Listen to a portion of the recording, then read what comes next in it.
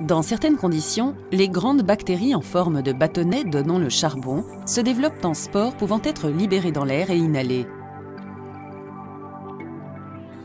Les spores inhalées sont balayées dans la trachée qui se divise ou se ramifie en bronches. En raison de leur petite taille, les spores sont transportés dans les bronchioles de plus en plus petites, atteignant finalement les minuscules sacs alvéolaires des poumons.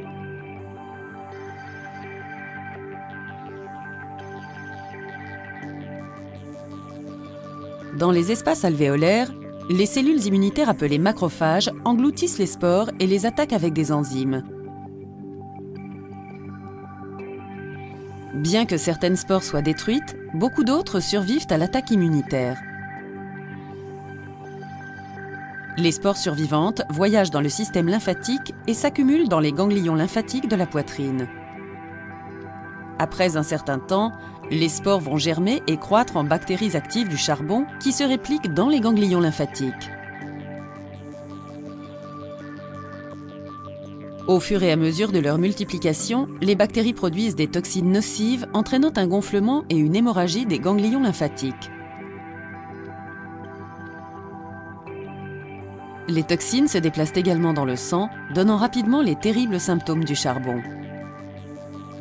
Quelques jours après l'exposition initiale, les symptômes du rhume, tels que la fièvre, la toux, des douleurs continues et un malaise général apparaissent. Bien que certaines personnes connaissent une brève rémission, celle-ci est suivie d'une rapide aggravation des symptômes. Pendant ce temps, des lésions apparaissent dans le tissu pulmonaire où sont d'abord entrées les bactéries dans l'organisme et un liquide s'accumule dans la cavité thoracique.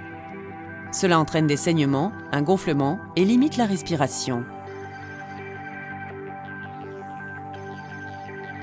Les toxines atteignent également l'encéphale et la moelle épinière, entraînant un saignement dans la couche mince du tissu enveloppant ces structures.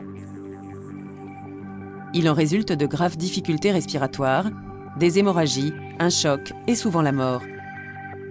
Toutefois, ces conséquences très graves peuvent être évitées par la prise du vaccin du charbon avant l'exposition ou par la prise d'antibiotiques tels que la pénicilline ou la ciprofloxacine peu de temps après.